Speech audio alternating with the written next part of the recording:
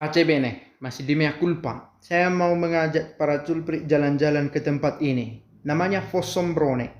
Rumah ini sudah ada tahun 1529 dan salah satu rumah pertama Capucin, dan ada jejak-jejak orang kudus di sini yaitu San Joseph Copertino dan juga Beato Benedetto. Nanti kita lihat jejak-jejaknya dan menjadi istimewa bahwa ini salah satu bagian dari sejarah penting kekapusinan. Ini biaranya, ini bagian pertama yang ada kapel, dan yang ini ditambahi kemudian katanya tembok ini. Oke. Biara ini ada di puncak sebuah gunung, maka bisa memandang dengan baik pemandangan ini. Ini saya foto dari atas, dan inilah kota kecil dari Fossombrone. Dan di sini ada penjara yang mana Capucin membuat pendampingan di sini rohani dan juga pendampingan untuk berkarya. Salah satunya adalah membuat ikon. Hasilnya nanti bisa kita lihat di foto lain. Oke, ini bagian kota Fossombrone. Ini juga foto yang sama. Dan ini juga Fossombrone dari angle yang berbeda. Oke, sisi lain di sini ada rumah sakit lengkap dengan helipadnya, mendarat helikopter, mana tahu ada katanya darurat. Oke, ini kapel peziarah untuk tempat berziarah, bagian awal dari biara Capucin itu. Sekitar abad ke-16 sudah ada. Itulah tahun 1529. 1 tahun setelah berdiri resmi Capucin sebagai satu ordo yang mandiri.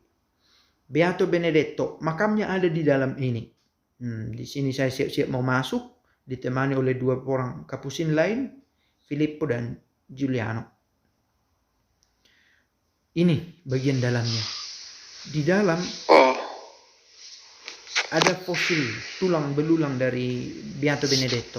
Questo le osse? Tulang-tulang, le osse. Le osse dentro oppure? Le ossa sono dentro, dentro la statua. Di dalam ini. Nah, biasa begitu, bukan lagi jenazah asli, tetapi di dalam patung ini ada tulang belulangnya. Meninggal tahun 1500-an.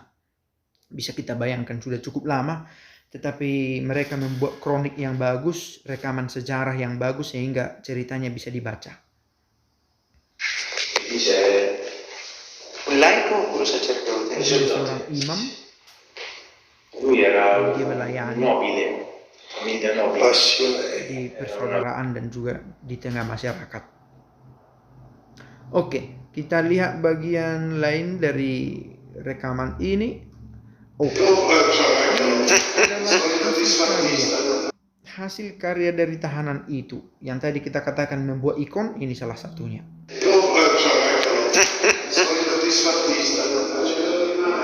Ini bagian muka dari kapel, seperti biasa ada lukisan.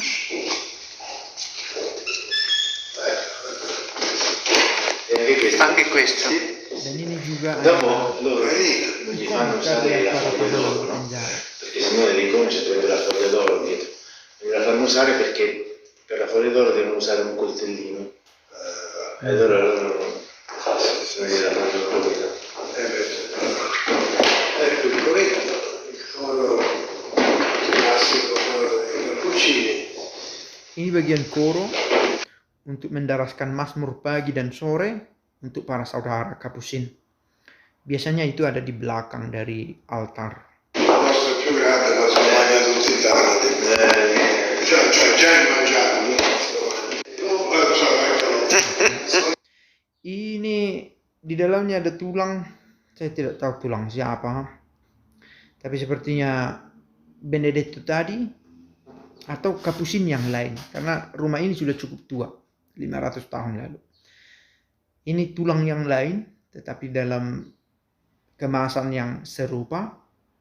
Nah, ini jejak lain dari orang kudus yang lain. Itulah Santo Joseph Copertino, seorang konventual yang mengalami ekstasi, bisa terbang, dan saking mengherankannya banyak orang berkunjung dan membuat ketidaknyamanan dalam ordonya, sehingga dia diasingkan di komunitas Capucin ini. Dia berada di rumah ini, di sel ini, dari Oktober 1653 sampai Juli 1657, sekitar 3 tahun. Satu ruangan yang kecil ya untuk ditinggali, tetapi dia berada di sini selama 3 tahun. Dan dikatakan dia juga sering mengalami ekstase di tempat ini. Dia dikatakan sering tampak di atas sebuah pohon. Apakah berdoa, apakah memang terbang ke situ? Karena dia dikenal sebagai santo yang bisa terbang. Dan konon, itu dikatakan dalam sejarah. Dan ada satu pohon yang mana dia sering hinggapi, tanda petik. Dan pohon itu dibuat menjadi salib. Dan salib itu ditempatkan di kapel yang tadi saya tunjukkan.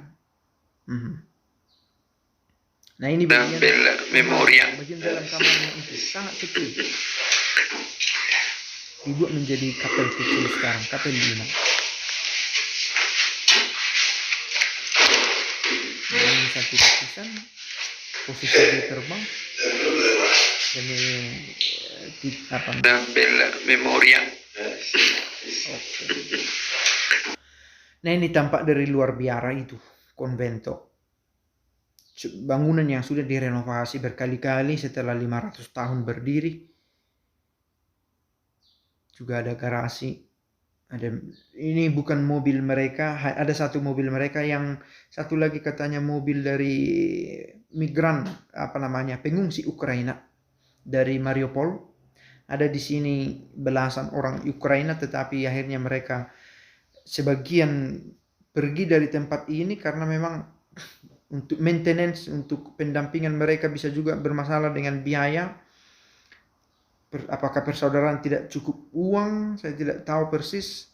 Tetapi katanya untuk musim panas nanti akan lebih susah, musim dingin nanti akan lebih susah untuk tetap mengakomodasi kehadiran mereka, sehingga hanya beberapa yang bertahan di dalam.